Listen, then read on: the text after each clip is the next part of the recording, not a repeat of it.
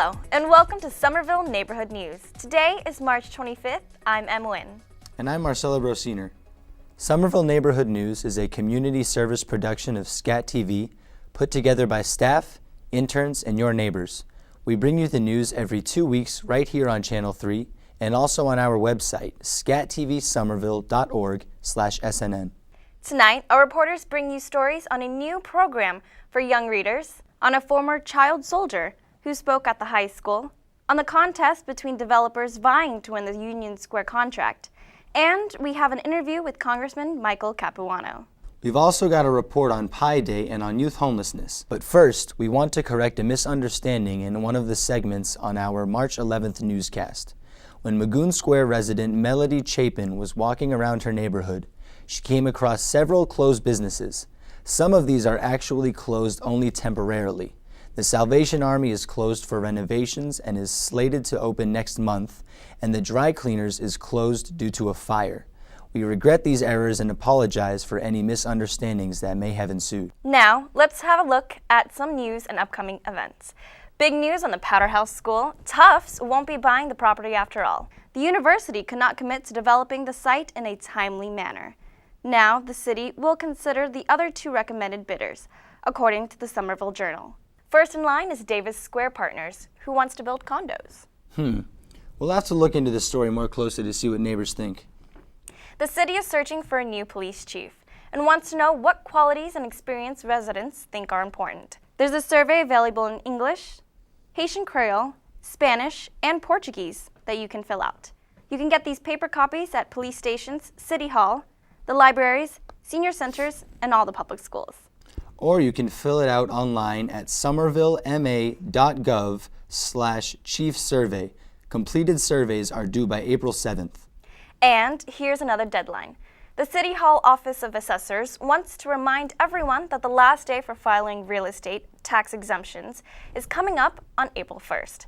To find out if you can qualify or get more information, go to www.somervillema.gov/departments/finance/assessing or call the assessor's office at 617-625-6600, extension 3100. Now, let's go to the news. Youth homelessness is a growing issue here in Somerville. A number of children don't have a place they call home. Reporter Colby Smallzell has the story. You'd never know that some of these Somerville High students are homeless. Across the country and here in Massachusetts, youth homelessness is rising. The State Department of Education says 12,000 to 13,000 students do not have a steady place to sleep. At least 25 of them are in Somerville, and that number is probably too low. We think this is underestimated, but there is no way of knowing because unaccompanied youth, they are scattered, they are everywhere. They could be on the streets, they could be couch surfing, and not everybody steps up and say that they are homeless. 18-year-old Annette Cleary explains how she ended up with nowhere to go. I kind of went on this downward spiral after my dad passed away when we moved here. I kind of was on the whole rebellious stage, not wanting to move here, not wanting to be here. Started getting parties, come home drunk, smoking the weed, all that type of stuff. I'm originally from California, moved here to Chelmsford, Massachusetts, and ended up in a group home at Youth Village's Jermaine Lawrence over in Arlington. I was only supposed to be there for 6 months, just to kind of get my life together, and my mom said if I could get my stuff together, I could come back home. But that didn't end up working out that way. And then eventually she was just I don't want her home, I don't want anything to do with her, doesn't care if she's homeless, she just needs to find somewhere else to go other than home. And then shortstop came up, and I took the opportunity, and I came here in December, the middle of December, and I've been here ever since. But not everyone is as lucky as Cleary. They end up on the street and are more likely to engage in harmful behavior than youth who are not homeless, according to Representative Denise Provo. I am deeply concerned that many of these young people will not have much of a future unless there are stronger efforts now to understand their situation and create a better life for them. Provo is working to pass a bill that would require the state to accurately count homeless youth and get them the assistance they need. It's a very simple bill. It requires the Department of Education to collect data about homeless students, to come up with a more accurate census than they have now, so that we know the actual numbers, and to look at information about these students, to compare them to the population of students who have some place to live, and see what the challenges are.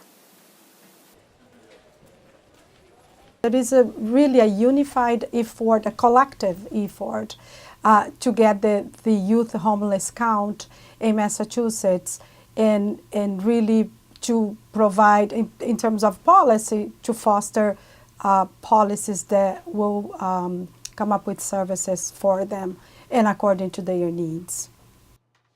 I think the misconception out there is that, you know, people are homeless because they choose so, and it's not. Cleary did not choose to be homeless, and she does not plan to stay that way.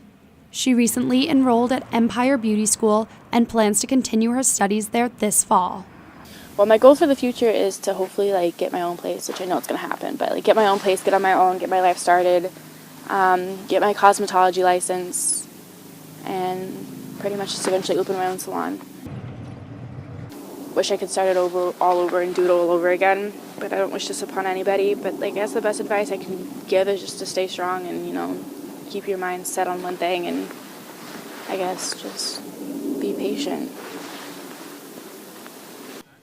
Advocates like Bertoldo and Representative Provost know it will take more than patience to combat the growing number of homeless youths in Somerville and in this country. For Somerville Neighborhood News, I'm Colby Smallzell. To find out more and/or to get involved, visit mahomeless.org or call 781-595-7570. And Marcelo, don't you know high school students who live in shelters and motels? Yes, actually, and I think their work ethic is extremely impressive, considering the fact that they don't have a stable home. That's hard to hear. Our next story is related somewhat to homework. A lot of people were doing math out on Beacon Street the other day. News director Jane Regan wanted to find out why. 2, 3, 8, 4, 8, 2, 3.1. Remember middle school math? Pi is not just pi, it's also a very long number. I'm obsessed with pi. I have forgotten all the digits that I used to know. Now I'm barely past 3.14. I shouldn't say anymore because, then everybody will cheat on me. But we started this 11 years ago with 6 people, and I thought, what a cute little idea. And it's turned into this huge thing every year. That, Pi Day, we make about 700 pies, send them to all these wonderful companies all around Cambridge, and give away little cutie pies to people who've memorized digits of pi. Pi Day was on March 14th, of course. 3.14. This year, the prizes were a cutie pie for knowing 10 digits, a regular pie for knowing 314, and 1 pie per season for memorizing 628. I'm here to recite a few digits of pi, probably only 15 of them, get a small pie for free, and then buy a larger one to bring to a party tonight. This is, I think, my 5th year coming here. You say the number of digits of pi, and then they give you a sticker. Then you go in and you get a free mini pie if you only know 10. So I did this last year, and I got 314, and I got the certificate, but I lost it after 2 pies. So I decided, I better do it again. I didn't know about the 628 though, so I ended up just going for 314 again and got it. Peter Stephen went for 628. A lifelong pie lover, he really got obsessed once Petsy's started its contest. 7120. I got a free pie for 100 digits, but then they upped the standard, and you had to know 314. So I learned more, and it actually became a bit of an obsession for a while. And the 1,000, I can do a little over 1,000 digits now. 65933. It's a lovely number, although it turns out it's wrong. That it's really that the the pi is the ratio of the circumference to the diameter, but in mathematics you really don't ever talk about a circle in terms of the diameter. You always talk about it in terms of the radius. And so in fact there's a movement to go to the ratio of the circumference to the radius, which is really 2 pi, called tau. So, and it's a really compelling argument that says that we've just had the wrong number all along. We really should have been using a number twice as big. By the end of the day, 8 people had recited 628 digits and 11 had gotten 314. Petsy's ran out of cutie pies after giving away 380. I didn't get 628 digits, I didn't get 314 digits, but I got 13 digits, so I got a cutie pie also. Reporting for Somerville Neighborhood News, I'm Jane Regan. Too bad I was in school that day. I could have at least gotten a mini pie. Me as well. And next we have a follow-up on our story about the historic Union Square post office. As most people know, the building is on the verge of being sold, but a number of people are concerned that the Postal Service isn't following the correct procedures related to the historical buildings. So, earlier in the month, Alderman White and McWaters asked the city solicitor to investigate the matter, and we'll keep you updated on that. Yes, some members of Congress are also concerned, so in January, they recommended that all sales be suspended for now while they wait for a report from the Inspector General. And 2 members of Congress from cities where post offices are about to be sold have also filed a bill calling for a permanent moratorium on the sales. We asked our Congressman, Michael Capuano, about the bill and about the financial pressure being put on the U.S. Postal Service. Congressman Capuano said that the congressional report only recommends that the sales be halted. And he also noted that the party controlling the House of Representatives right now is not likely to do anything to help the Postal Service. He said that Congress is actually at least partly responsible for the sales of these post offices. In 2006, Congress passed the law requiring the federal agency to fully fund its pension plan. The whole pension problem is what's causing the post office to have a financial loss. I didn't vote for it, but the Congress passed a law 5, 6, 7 years ago, I think it was, that said that the post office has to fully fund its pension fund now. And that's insane. I mean, they were underfunded, and they should slowly work their way towards full funding, just like the city of Somerville is doing, and every city in Massachusetts. It was happening when I was mayor. It's still happening. The Somerville pension system is not fully funded. Social Security is not fully funded. The pension at the post office is no different. It should be addressed, but by forcing them to address it in an inappropriately short period of time, they are causing them to look like they are losing money. If we simply address that issue and allow them to fully fund their pension system over a more reasonable period of time, the post office wouldn't, the economics of the post office wouldn't look near as bad. As a matter of fact, it would actually be a positive. The last time I looked, they'd be looking as though they were making money. That doesn't mean they don't have to deal with some of their internal issues. They do have to have a new model. I know that most people are not using mail anymore. I get all that. They still have to make the transition. But it's a lot smoother opportunity for a transition rather than just the abrupt, you're losing gazillion dollars and you got to do something. Well, they're losing a gazillion dollars right now. Yes, they have a business model that has to change, but it's mostly because we're making them do something that no one else is being made to do. And I think that's being done by people who have been trying to close the post office for most of my adult life. And the consolidation of the post office is not going to stop. And this has been going on for many, many years. But the post office is only part of this. To me, I think I would look at it more as the opening salvo of a serious discussion about the future of Union Square. What do people want there? I hope that the discussion going on about the post office deals with whatever they need to deal with, including the historic aspects inside the building and the building itself. But more importantly, I hope it goes broader and it discusses what do people want in Union Square. That is a good question. And our next report is about Union Square. Here's a brief look at the meetings held by the Somerville Redevelopment Authority to hear from the 9 developer teams who are competing for the Union Square Master Developer contract. What is a master developer? It's a developer that's given the mandate by the city to carry out the studies, develop major projects, and sometimes take land by eminent domain. It's a way of ensuring that development is done in a harmonious manner. That's a lot of power. Here's another question. What is the Somerville Redevelopment Authority? It's a board of 5 people, 4 appointed by the mayor and 1 by the governor, which determines what areas of the city might need redevelopment. The board makes recommendations to the City Hall. For 3 afternoons this month, the Somerville Redevelopment Authority and 3 City Hall staffers, including Special Counsel Eileen McGettigan and Director of Economic Development Edward C. O'Donnell, heard from the 9 firms competing to be the master developer of Union Square. We've got the team specifically ready to do this. This is complicated, but you can trust us to get it done. Each partnership made its case.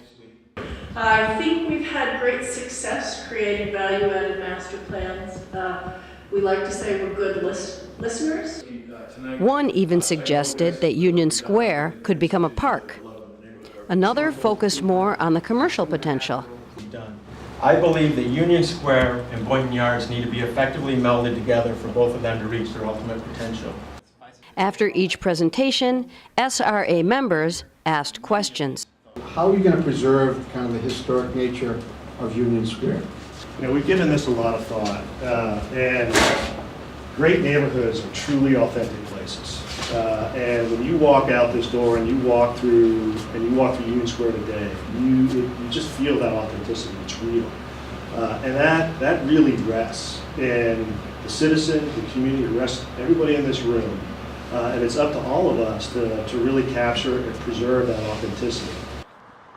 The presentations at all 3 meetings offered interesting ideas from nationally recognized firms, and the answers to the questions sounded good, but remained rather vague, like this one. William Gage asked if current local business owners basically get a break on the rent, so that we can keep some of the vitality, so the square doesn't become a collection of chains. Yeah, the truth is that the existing retail is the critical component for the future of Union Square. They've been there, and those mom and pop shops that exist today, a large chain, a large mall would never do that because of the credit. So you take risk with them, but they've proven themselves to be true. And those type stores actually are the fabric that you want to maintain, preserve and protect. There's no question about that. The next step will be for the SRA to listen to the comments from the Citizens Advisory Committee.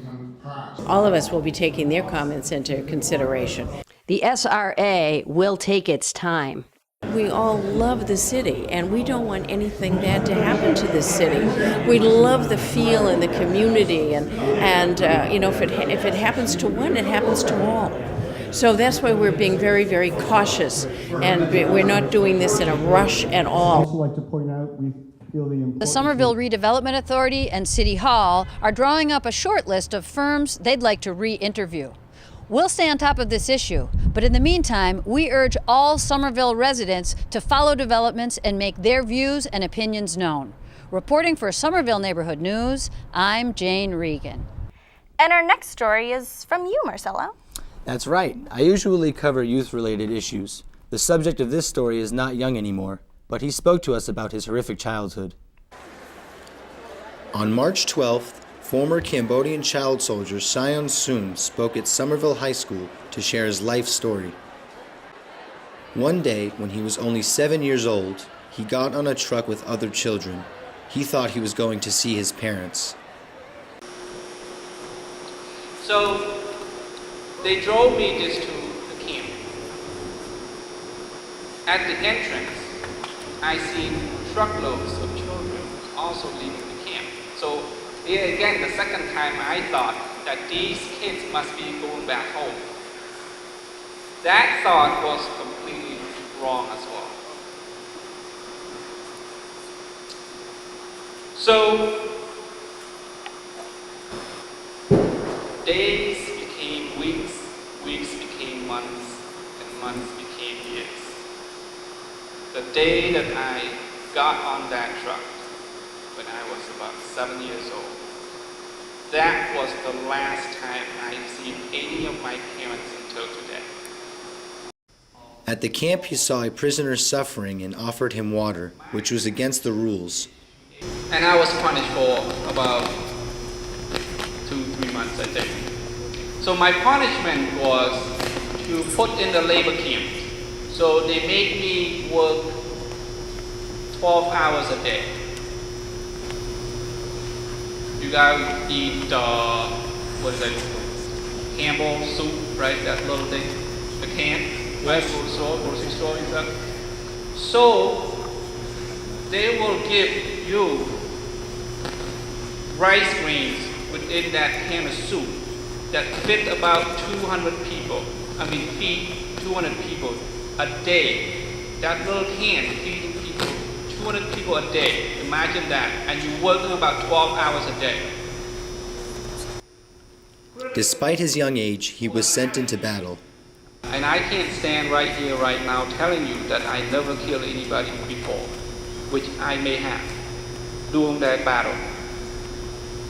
Bullets don't have eyes. They don't choose. So I could have killed some of those people. Thank you very much.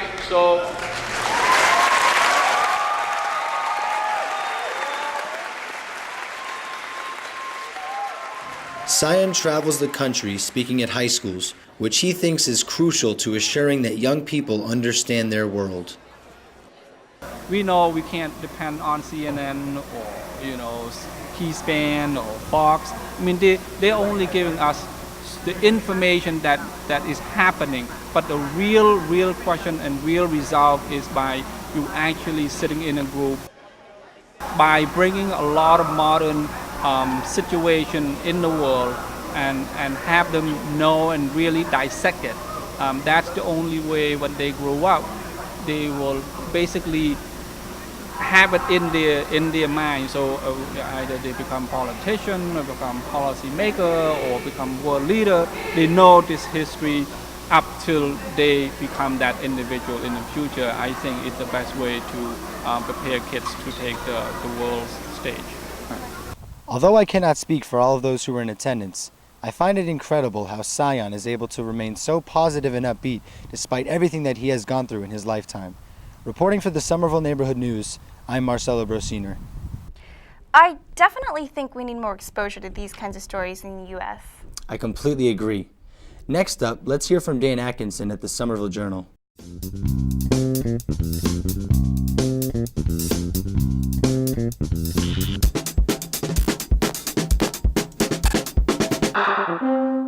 Hello, in this week's Somerville Journal, we'll be taking a region-wide look at the high cost of daycare. We'll be looking a little bit deeper at some of the applicants for master developer in Union Square, and we'll also be checking out an urban farming initiative down near Brooklyn Boulders. If you want to read all of that, you can always go to wickedlocal.com/Somerville, and you can follow us online at @VilleJournal. You can get in touch with me at datkinson@wickedlocal.com or 617-629-3385. Next, Yvette Wilkes and Martha Spazzeri have a story from Porter Square Books, which is actually in Cambridge. That's right, but it runs great programs for Somerville schools. And get this, the store just got a grant from the author James Patterson, who is giving independent bookstores $1 million this year. Stores are getting between $2,000 and $15,000. It's great. Porter Square Books does a lot of kids' author events. When we do these kids' author events, whether it's here in the store, at the schools around Cambridge and Somerville, and at the libraries, we wanted to be able to ensure kids took books home with them. So that's what we asked to use the money for, and it worked. Well, I was really excited to hear about the grant because when I come to the store with my class to listen to different authors and illustrators, not everybody gets a book. This will definitely give us an opportunity to provide books for all children, not just the children that can afford to purchase the books. We're willing to offer books to any age kids from preschool through high school. The most important thing is community, and that's really what we really try to reach out and connect with all kinds of organizations and schools and libraries, and to make this place a place also where people meet and greet and can be entertained. We have tons of events, not only for kids but for adults, so that most weeks we have 3 events in the evenings. So it becomes a place where people can come, exchange ideas, learn things, and it's all free. Put your toys away.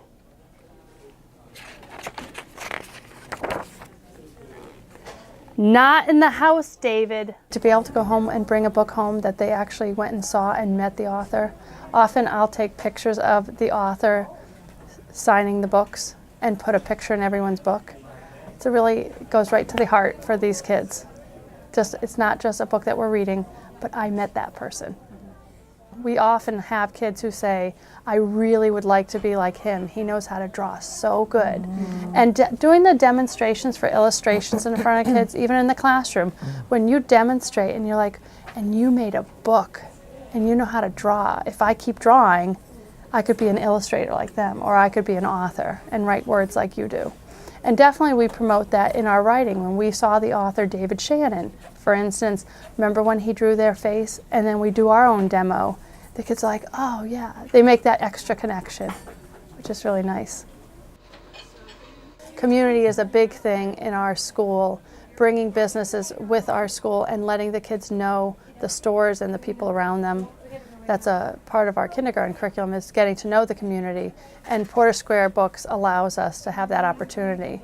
Not only have we come to the store, but we've also brought the store to us, which is what we really enjoy so much. James Patterson, I mean, this is a very rare opportunity for independent bookstores, and it's a real gift, and we just want to thank him for doing this. Davy, come here. Yes, David, I love you. We end this newscast with Charlie Roach, one of the city's many employees who has been getting up early or working late into the night to keep our streets clean.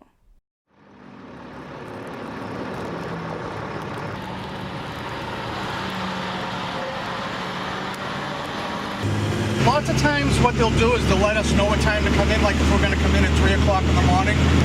So then you wake up however long, you know, enough time to get something to eat, clean up, and come in and start your day. And get used to it after a while, I suppose. I'm going to do it now.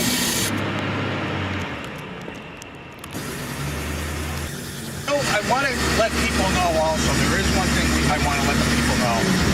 And I understand, every single plow driver understands how frustrating it is when you shovel out your driveway and we come by and we plow it in. We understand how upsetting that is. But there's nothing we can do about that. We want to let the people know that. So we try to tell people, wait until the storm's over before you start shoveling out your driveway, because we will continuously be back and forth. Plowing for 22 years. I grew up in Somerville. I live in Somerville, and just a native of Somerville. Thanks, Charlie. That wraps up this newscast. Thanks for joining us. We'll be back on April 8th. But don't just tune in once every 2 weeks. Check us out on Facebook and share your favorite segment. Or send us a tweet at SCATV SNN. We welcome you to get involved with Somerville Neighborhood News. What's happening on your block? Who's your neighborhood hero? What issues aren't being covered? Become a reporter or just send in your ideas. Call the SCATV studio 617-628-8826 or write to news@scatvsomerville.org. I'm Marcelo Brosiner. And I'm Em Nguyen. See you around the neighborhood.